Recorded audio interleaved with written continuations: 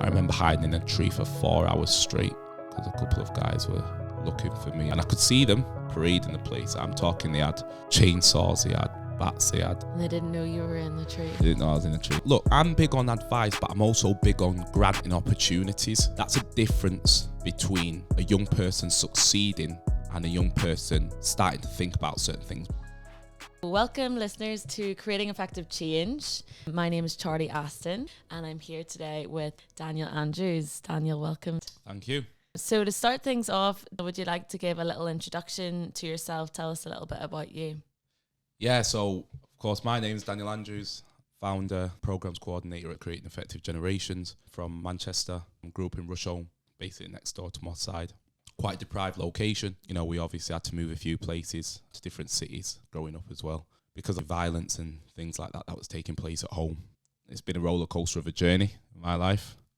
So there's loads of things that I've kind of gone through, experiences that I've gained. That's kind of got me to where I'm at now. A lot of the young people we work with have been involved in county lines. So that's the kind of issue that we as a youth organisation try and fight against.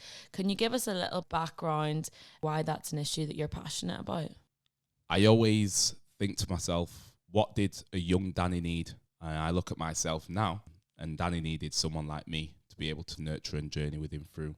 Obviously, I'm from a background of deprivation. I'm from a background where I was involved in gangs, the depth of violence, domestic violence. So I know a lot of these young people today are going through those situations. The issue is of course, they don't have the right support around them. And I want them to be able to see me as well and have a sense of hope, someone that's come from the similar background as them and can move forward in the right direction and make things happen, basically, yeah.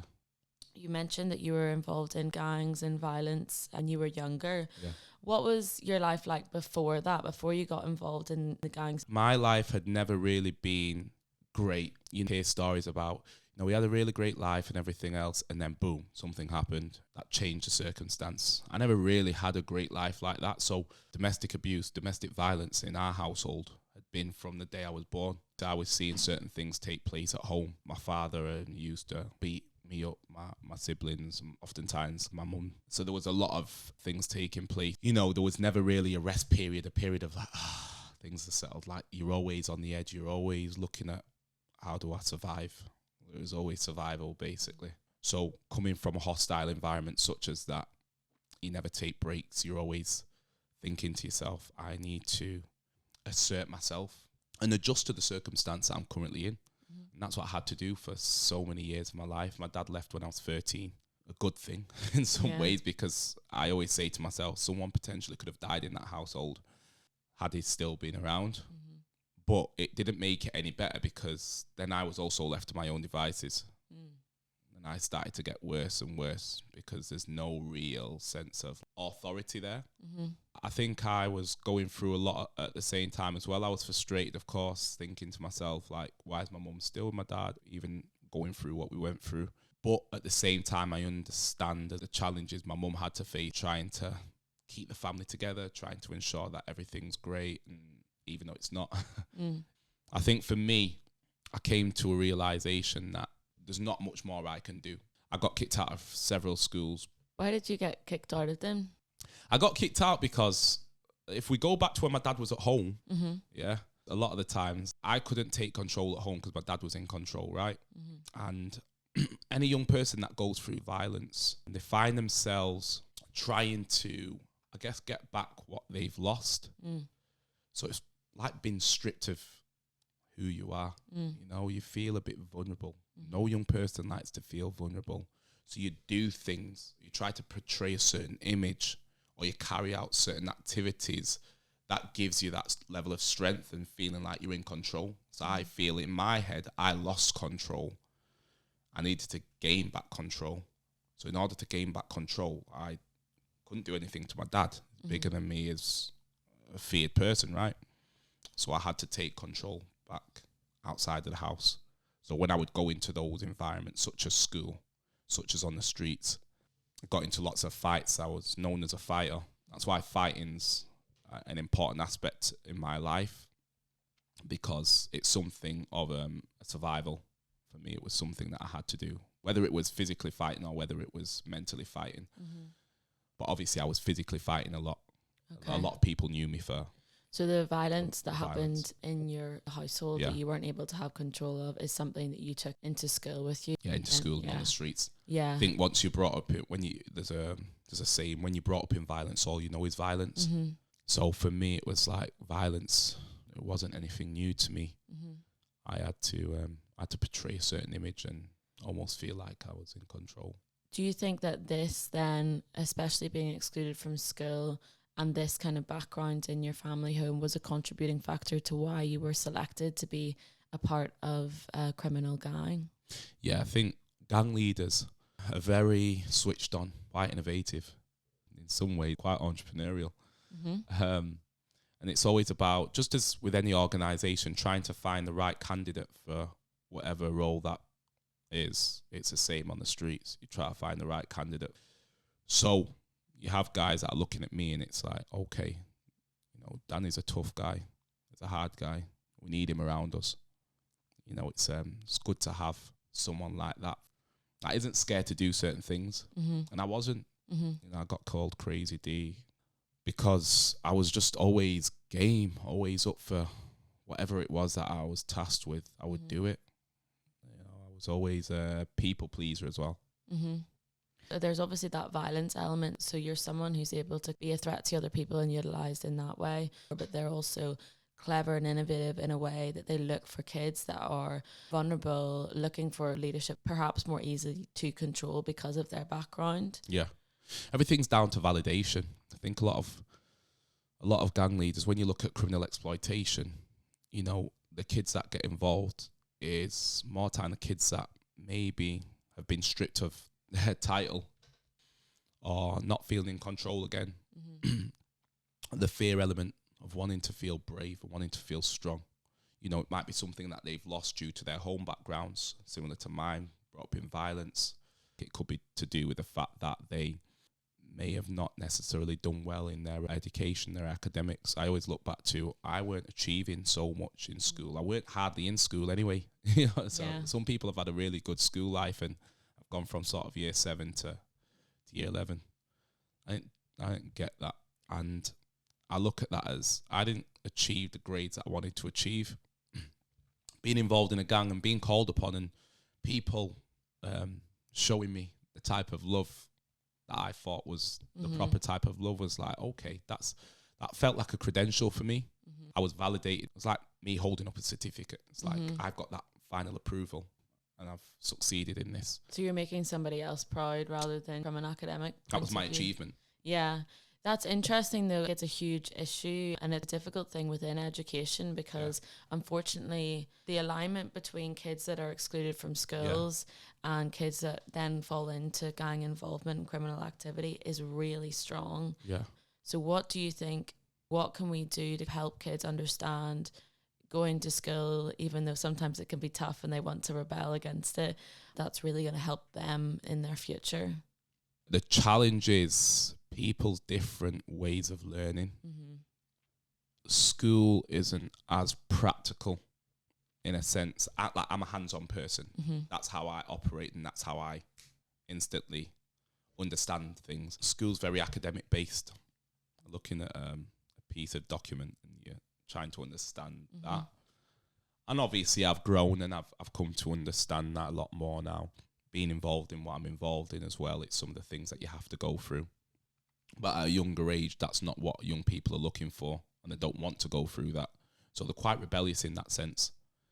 I was the same. So there's different ways of learning for a lot of young people. So we need to try and adjust the way in which we teach. I think in today's day and age, if you're asking me in terms of what we can put in place, I think we have to adjust the way that we teach young people. If there's kids that are quite practical in the way they learn, let's find something educational that is practical. If there's kids that are more academic, let's try and find, again, something that is more academic and is more effective for them to learn. Yeah. And I think you'll start to see a lot more improvement. But I think as well, like young people, obviously, they go to school, they make friends. And then a lot of the times they're in school because they want to be around those types of friends. And that's not a bad thing. It's good because it shows social skills. It shows the ability to communicate. Yeah, for sure. Allowing them to grow. Because when they miss out in school, then they're not just missing out in the academics. They're missing out in the development of social skills and friendship groups that might be safer, more supportive. When they are excluded from school, they're getting excluded from their age group and their peers, and that's where they're more vulnerable to dangerous relationships which they can find on the streets. And I think as well, just complimenting what you're saying, I think routine. Mm-hmm. I think school brings routine. I was able to go into a workplace on time, get certain things done, Mm-hmm. because eventually I say I had routine, Mm-hmm. you know. So I was going to college and going to university and things like that. It gave me routine. I think obviously when a young person's out of school for so long, they don't have routine. And that's why they're all over the place, or their mind's all over the place. And that's why they may be challenged by settling. You know, they're always erratic, and you're trying to control that. How can you control that when they've not had routine, maybe from year 7 to year 9, or year 7 to year 8, or year 8 till year 10, you know, things like that. So, and that's why it's always important that we try to facilitate young people as best that we can. Everyone's got a different learning habit. Everyone's got a different way of thinking and seeing things. We just need to be a bit more locked in with young people's way of thinking today. It's hard because everyone does have different learning styles to accommodate all of that as well, and think of an approach that works for people. But it's definitely something that the education system needs to think more thoroughly about, more support with different types of minds and ways of working, even just by potentially opening up more subjects, you know. There's a real focus on maths and English, and they're really useful subjects, but maybe giving more credit and more time to those different subjects, or creating more enterprising projects. Mm-hmm. I always say, like, young people are quite creative. They are creatives. With creativity, you look at creativity and you think, how do you build creativity? I think that's an important aspect. So you're right, teaching different subject areas. All right, how do we get the best out of this young person? A lot of the time, the skill exclusions do come from a young pupil who is bringing violence and rebellion to the classroom. What do you think about this development of violence within youth? It's a building problem, especially with the development of gang culture on social media. Yeah. What are your thoughts on that? There's a lot of trend setting at the moment. What gangs is perceived to be now isn't what it should be. A lot of it nowadays, it's a cool thing. You know, someone says, "Oh, I got locked up. I've been in prison. Have you been in prison?" Talking about drugs. That's a trend. It's become a trend now. You know, violence is becoming dominant. Obviously, social media is becoming much more. It's expanding. You know, for me growing up, there weren't a lot of that, and I'm fortunate to be in an era where phones were just starting to come in. So I'd seen it where we weren't really dealing with mobile phones. You know. And then, of course, the internet within mobile phones started to come in. So now the access to things online, now you're able to get visuals.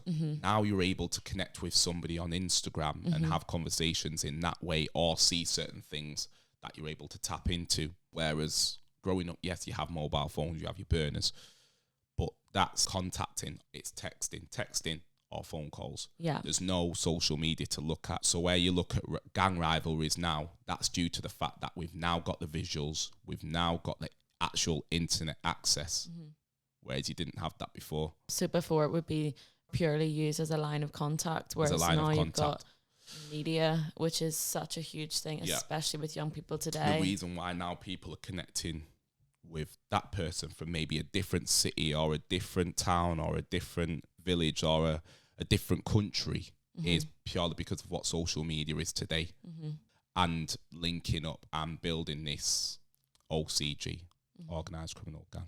So it's international. There's access to a huge network, which can be super positive. There's a lot of positive things with social media, but unfortunately there is this space, especially for gang culture at the moment. You were talking earlier about it being a trend or being cool. That's something that I've noticed with young children around Manchester. I've noticed more of the fashion of the people covering their faces, signs in pictures, you know, they're posing in a certain way, maybe a gun sign or something. Yeah, sure. And I don't really want to call out any clothing names and stuff like that, but there are certain brands that, I don't know, you see a lot of them wear. So that's also part of the trend as well. Something powerful about what you wear and what you put on. I don't know, like for me, when I put on a suit, it makes me feel a certain way. You feel more empowered. And that's just the same with when some of these young people today wear certain brands, clothing brands, which like hoodies and jackets and buffer jackets and things like that. Sometimes things like that, it gets a young person feeling, I'm part of this now. It's kind of like a shield, isn't it? They project this image of themselves. It's more from a vulnerable place than anything because it's trying to have a feeling of being strong or threatening. And usually that's from an area of insecurity that it's kind of coming from. Gives them a character. It's like drill music. That's a character. It's not just music, it's a character, because when you're listening to drill music or when you are a rapper, you become a character. You're acting, you know.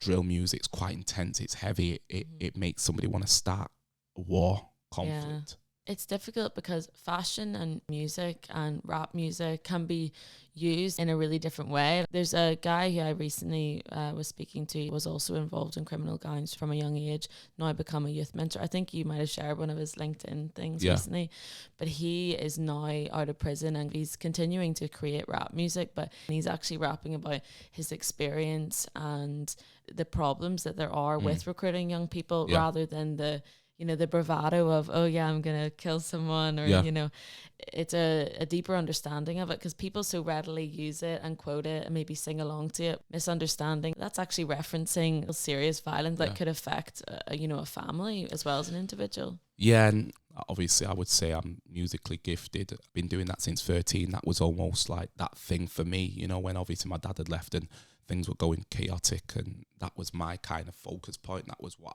had helped me within my childhood, and that's why music means a lot to me, as well as boxing, as well as MMA. Those were the things that I used as my guiding point.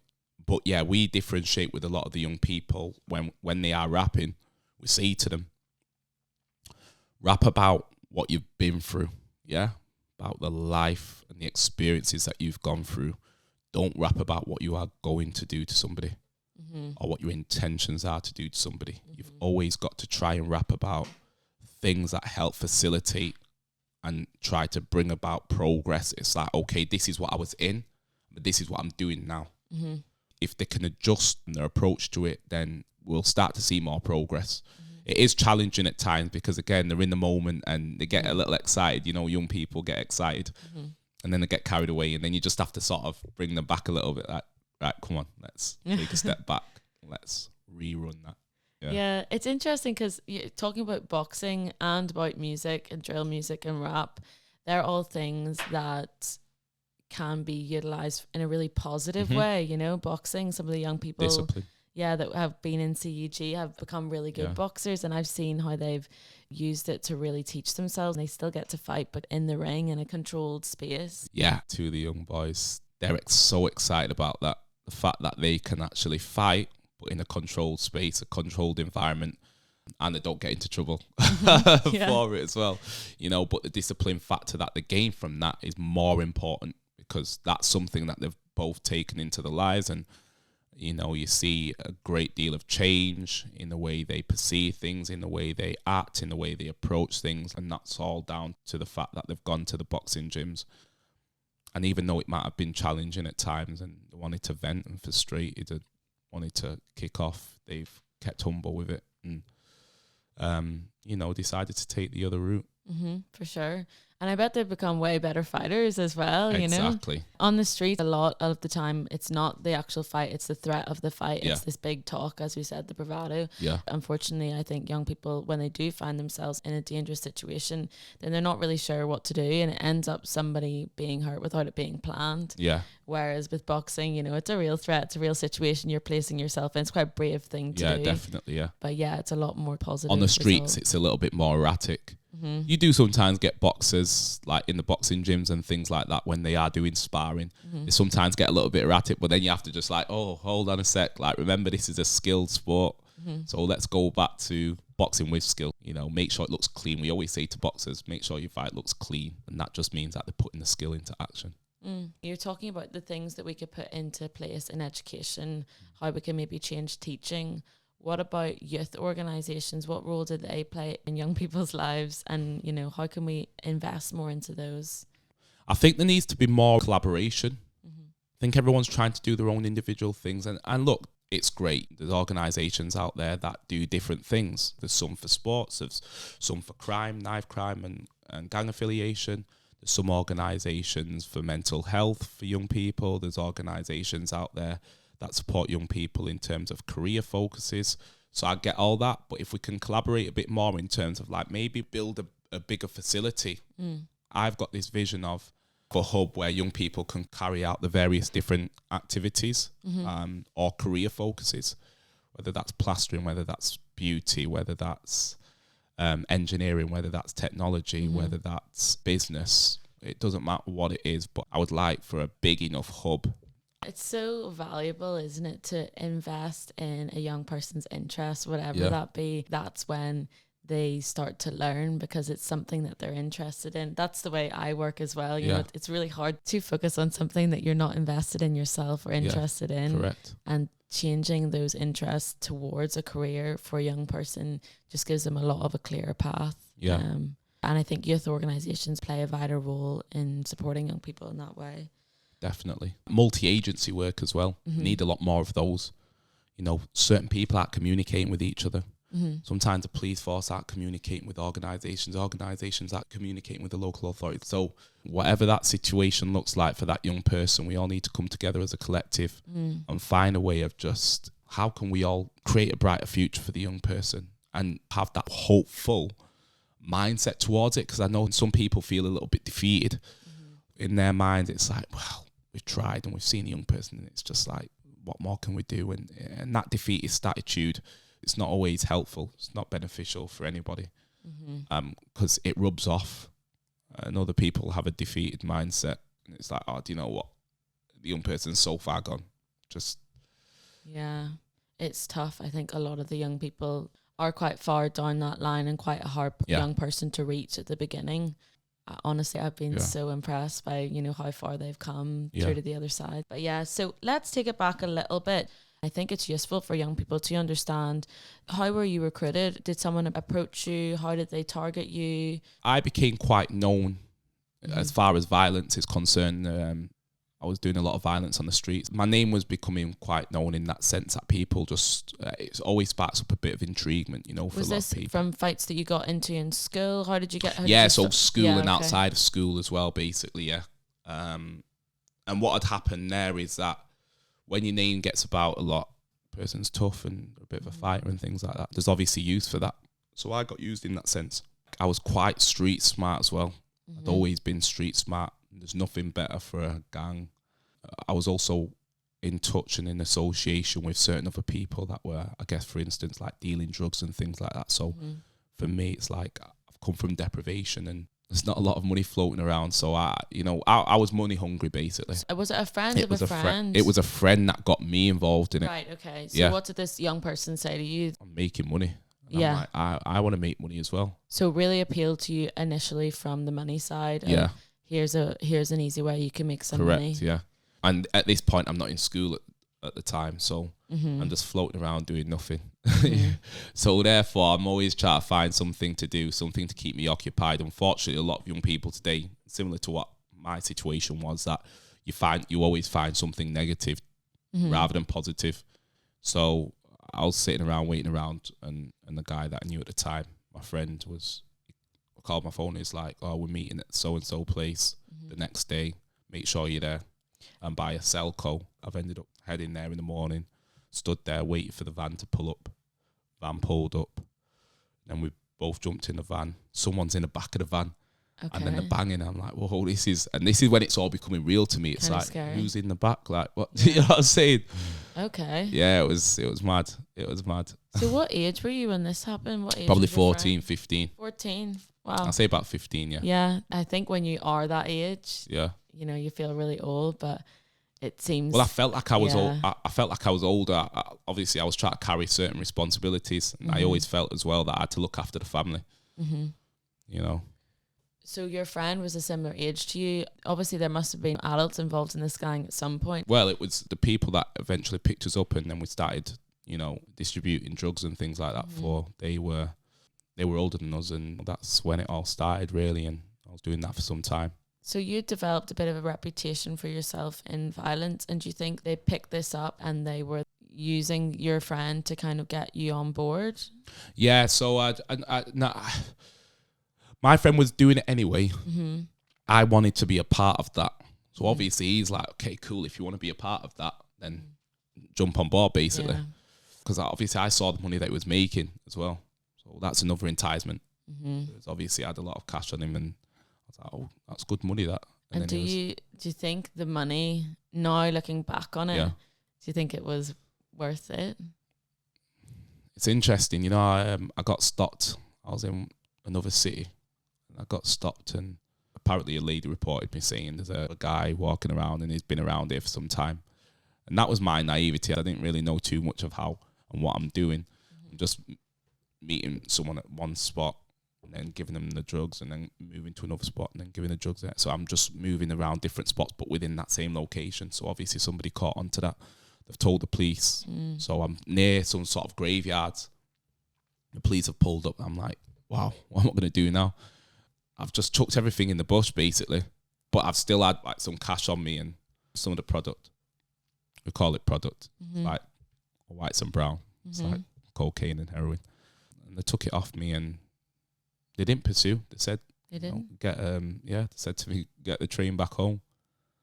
My goodness. Probably because you were so young. I Yeah, imagine. yeah. I think you know what I always say to myself, like, obviously, like I'm a believer of God, and I just feel like God saved me that day. Yeah. Do you know what I'm saying? Because that should never have been.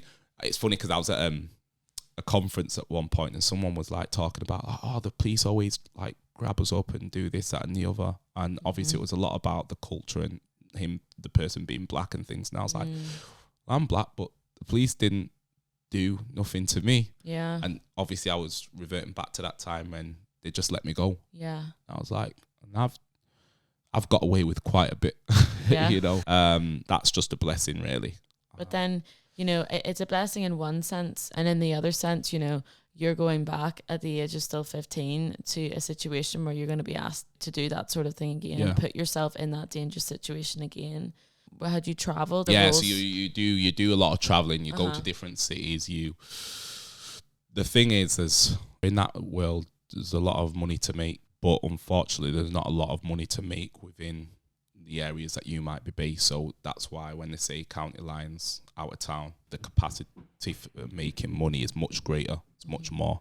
They give you a sense of being part of a family, but asking someone to travel to the other side of the city at age 15 and sell some drugs isn't really looking out for someone. Well, it's a buy-in. Gang leaders are strategic in how they do things, you know.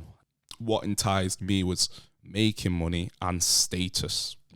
I like the status of being a tough guy. But I also like the aspect of making money and being able to spend it how I wanted to spend it, because when you've not come by money like that, you want to make more of it, you want to make more of it, and you want to make more. And you're buying stuff, and you're looking good in the stuff that you're buying, and you want more. You keep wanting more. So did you see it as more of a business relationship with the gangs? It was a kind of exchange of money for services, or You just look at how the dynamics are in that point. At that point, so the dynamic is that everything's going well. You know, these guys love me, they care for me, they appreciate me. I'm making them money, I'm making myself money. In my head, it was a win-win. How did they make you feel loved or appreciated?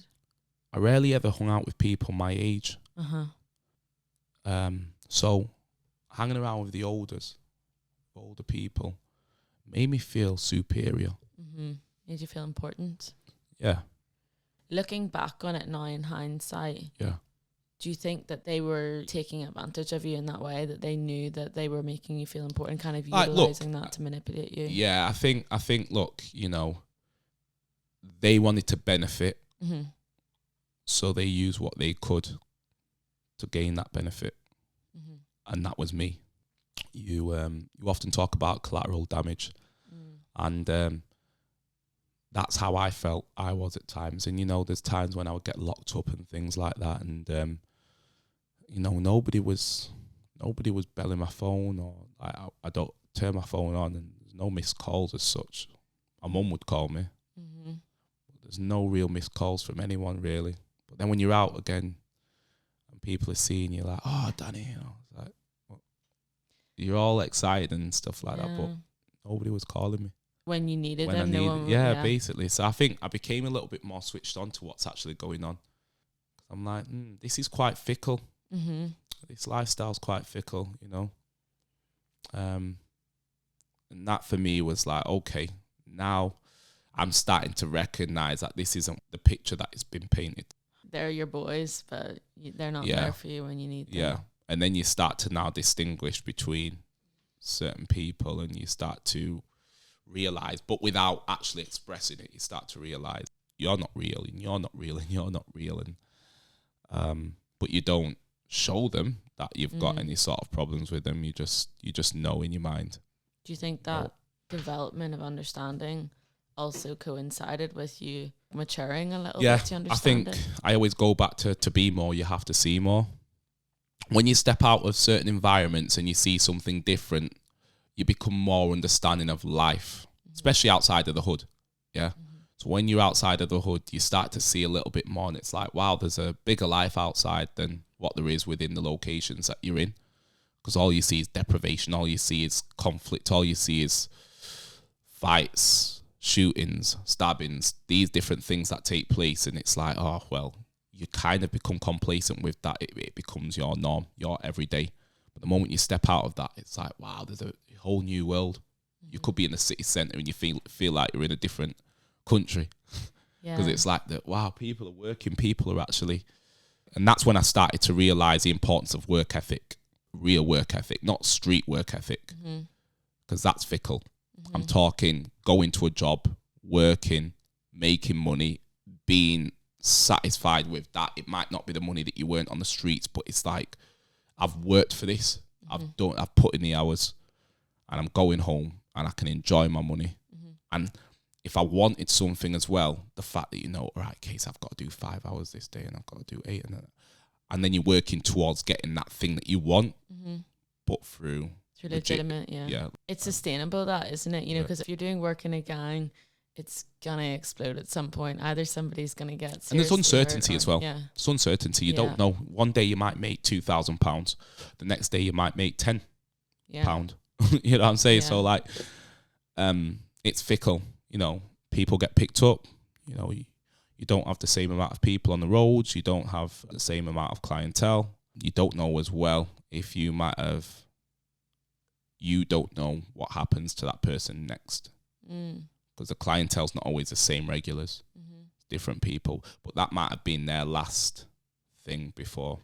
Yeah, it's true, yeah. Because you're before dying, you don't know. Yeah, it's a huge cycle. Yeah. It's interesting that you think about that element of it as well. You're just a clog in this massive turning circle, and there's a lot of damage all over, whether it be the recruited youths and young people, to their families, to the users that are being supplied. You're affecting families, you're affecting the person, and potentially what that person could be. That's something that is a consistent problem with your young people now. How do you help them to realise the bigger picture? So what would you say to a younger Danny if you were mentoring yourself as a young person in that situation? What kind of advice would you have? Look, I'm big on advice, but I'm also big on granting opportunities. That's a difference between a young person succeeding and a young person starting to think about certain things but not starting to achieve. So where I'm going with this is that as a young person, for me, why did I go into street criminality and earning money that way? It's because I was granted an opportunity. It's not great what I did. It's not something I agree with. With school and things like that, I wasn't granted an opportunity. Yes, I was going to school and try to do education, but I didn't agree with the education that I was doing. And also, obviously, I had all the concerns that were going on at home, so I couldn't even focus on education in general. Basically, what I would do with young people today, and what I do with young people, is that I speak to them and give them advice and say, look, these are the sort of things you have to think about the consequences. You also speak to young people about like what they actually want in life, aspirations. You talk to them about family situations. That's why I get to know the young people in depth, is because I want to understand how can that impact their lives positively. But I also give them an opportunity. I think the reason why young people, when they're stuck in hustling on the streets and county lines and dealing and things like that, It's because that's been the first thing that they've gone towards. So they can't see anything different because they are succeeding in that as well a lot of the times. So they're succeeding in that, and that's all they've got at the moment. So it's like, I'm going to continue in this. So for me, it's about granting opportunities in other areas. Okay, so how about we do, for instance, with some of the young people, I'll give an example, when they're doing the boxing obviously overpowers whatever they were originally in, because it's like, I'm finding something that I'm actually great at doing, you know, and it's bringing me satisfaction. And at the same time, I've got the right type of support around me, versus what? Drug dealing, where you don't have the right type of support around you, where it is uncertain, where you don't know who's going to stab you on your back, or you don't know who's going to pick you up. That's a difference. Yeah. So it's essentially about giving them an alternative, opening up a different opportunity. Yeah. And it's often a lack of opportunities that leads to someone making the choice to be involved in something which might not be the best for them. Correct. Young person have got to see value within themselves. The moment they see value within themselves, they don't necessarily have to be validated by the streets. Do you get where I'm coming from? Do, yeah. Like, wow, I'm actually succeeding in this. I'm doing well at this. How was I ever involved in that? Eventually, that's kind of their thinking. So that's why I'm always saying, right, what do you want to do? What can we do? And they're doing multiple different things. So if they're not succeeding in one, let's move on to the other. Let's try that one out. If they're not succeeding in that, let's move on to the other till they actually find that, there, I've got it. That's the thing. And then we can start making real progress. That makes a lot of sense. With the involvement in gangs, was there a tipping point, a moment where you made the decision, I got to leave this place? There's multiple things that took place. Everyone always talks about, you know, how do you leave a gang? How do you... you've got to have things happen, but you also have to... All right, let me give you some of the reasons. To be more, you've got to see more. So I saw more. That allowed me to start to rejig my thinking. The other reason, you've got the police on your case. You've got your own people on your case through jealousy, and you've also got your rivals on your case. Another reason, when you are witnessing certain things take place with people that you know, like really bad things, you start to understand, wow. I remember hiding in a tree for 4 hours straight because a couple of guys were looking for me, and I could see them parading the place. I'm talking, they had chainsaws, they had bats, they had axes, they had oh my goodness, Rambo knives, they had things like, and I was like, why? And they didn't know you were in the tree. They didn't know I was in the tree. I was in the tree Oh my for 4 goodness, hours that's straight. terrifying. It's getting dark. Yeah. It's crazy, innit? Yeah, they were circulating the area. Like, that could have like ended horribly wrong. You know? But my ego was always like, oh, you know, I'm not going to back down and stuff like that. But I mean, yeah, they're some of the reasons. So some of those that I gave you there, that's for my, like, I can't keep living like this. You know what I mean? I can't keep going on. Yeah. You know, and I don't want to let my past be the thing that hinders me from making great progress and achieving in life. Because I'd always been ambitious. Since young, I'd always been ambitious. Just unfortunately, my ambition was steered in a direction that I didn't really want to take, but I just felt I had to take. It was most likely the any means necessary thought process that was going on. Like, I will get to where I need to get to any means necessary rather than through this way. So what did you do? What was your strategy for exiting the gang?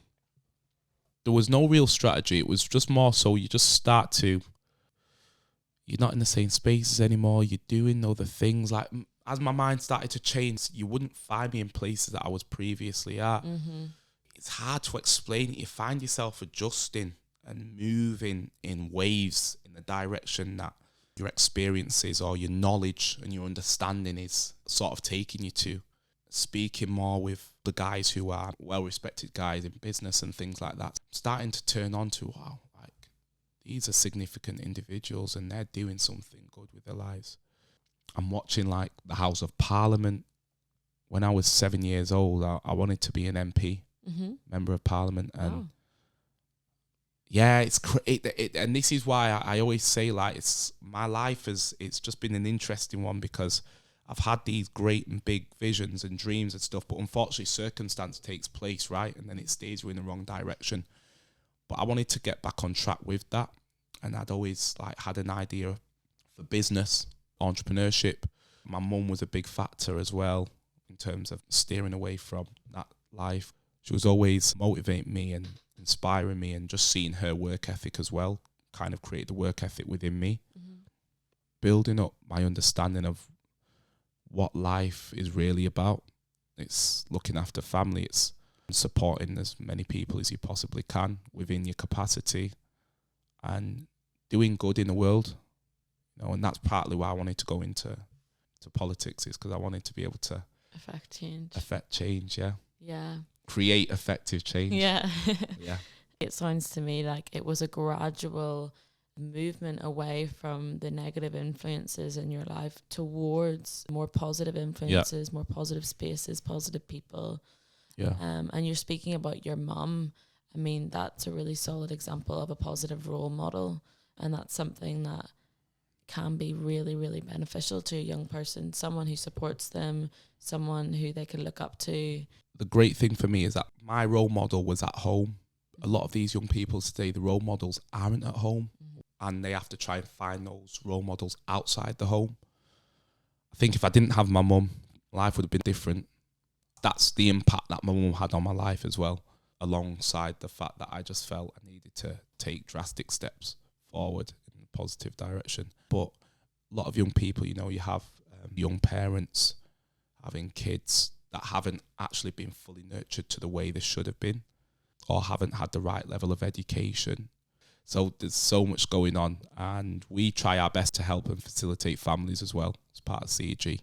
We work with families, just trying to help them understand, all right, this is what's taking place, and when they ask questions, we try to answer it as best we can, just because we want to help them take care of their families. And we never come in a sense of we know best, but we just say, what do you need help with as far as understanding, I don't know, maybe the education system, and then we give them some advice from that aspect. Yeah.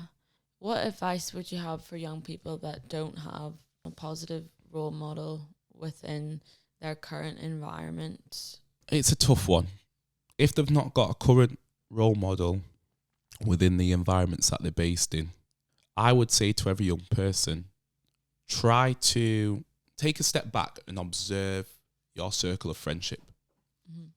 Look at everybody from a bird's eye view and gauge what impact that has on you when you're around these certain individuals.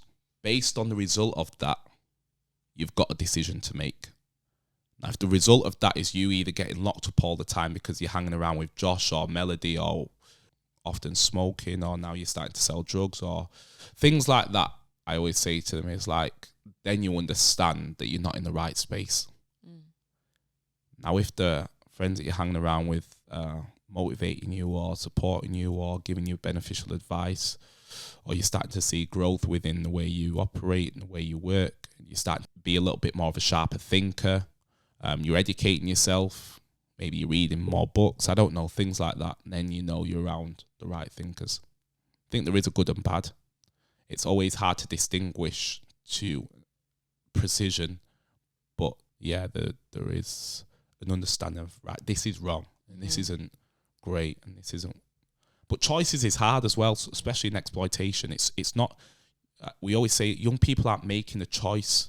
They don't often make choices. It's just their circumstance. Unfortunately, they're in a vulnerable position that they actually don't understand what's going on, but they do understand that they're benefiting from something like making money from selling drugs. They look at the positive aspect as making money. Yeah. The drugs is a negative, but the end result is getting money. So they're happy to stick to that. Yeah.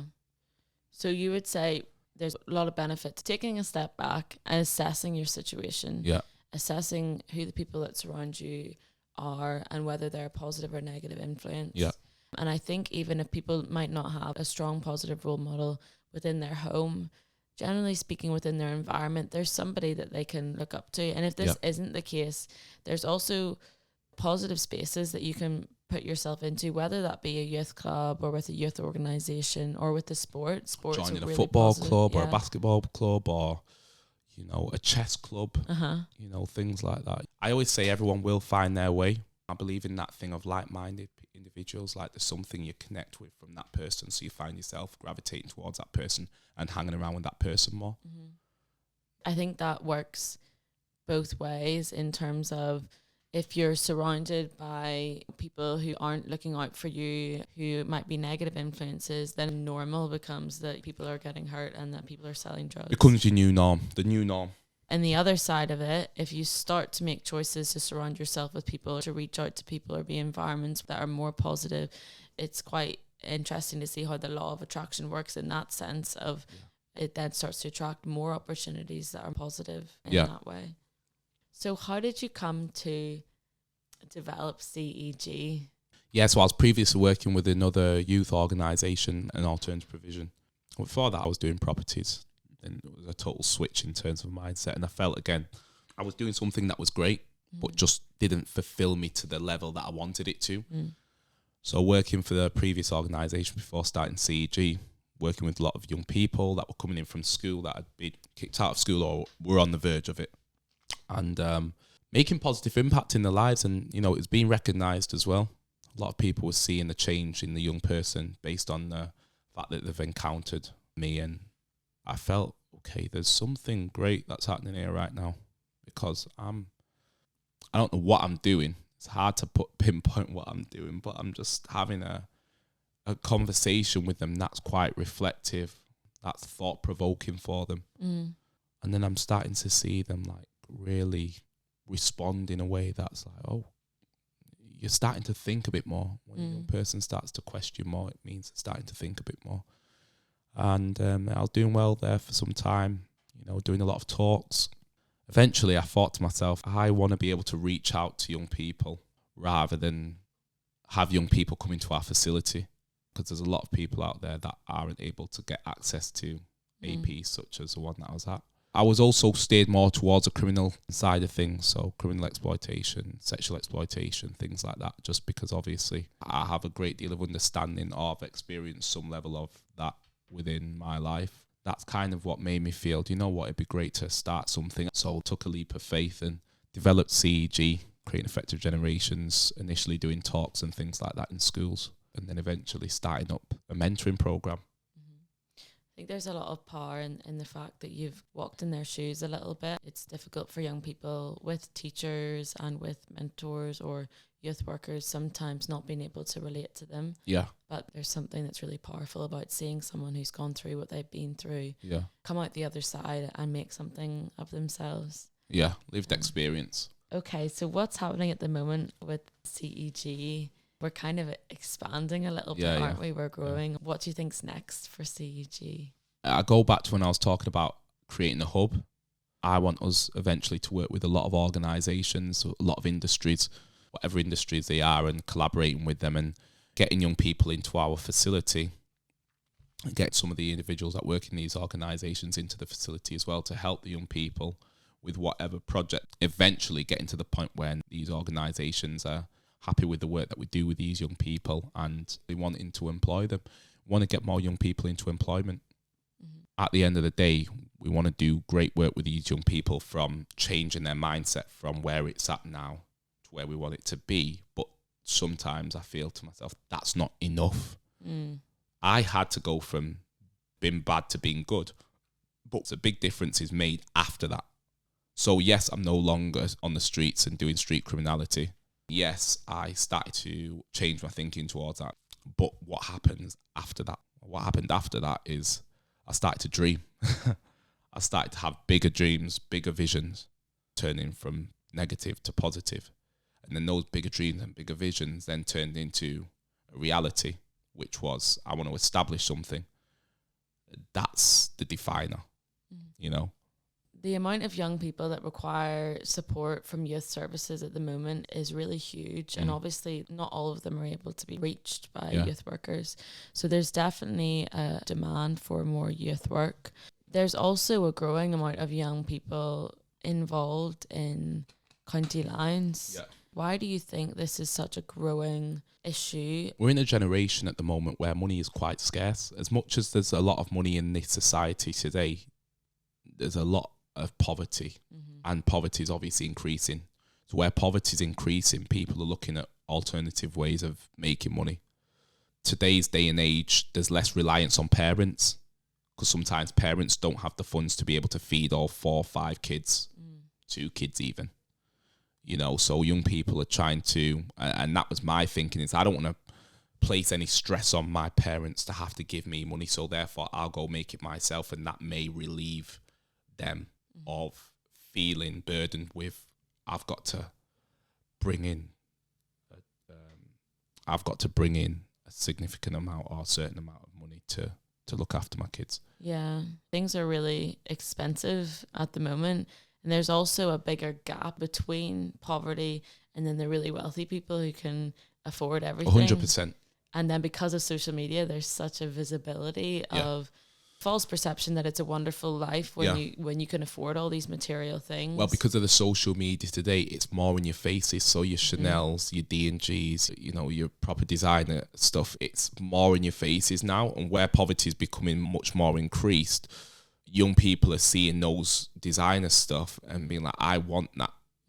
And the only way to get that, obviously mum and dad are working hard, but it's not enough. So I've got to find another way, which is street criminality.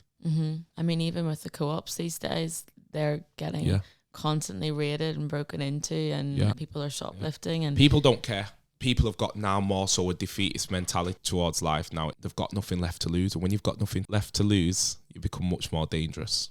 Yeah. And I found that. It's definitely an issue that needs to be looked into. Yeah. The prices of things growing without the necessary support alongside it. You can really understand a young person or even an adult's perspective of that frustration, being constantly sold all these material things and then being at a price that's inaccessible. I think we're going to wrap up for today because we've covered a lot.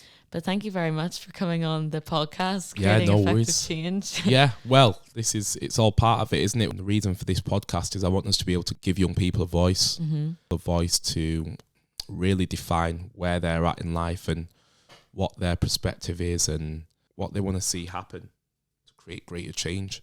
It's always good to have different young people from different avenues of life as well.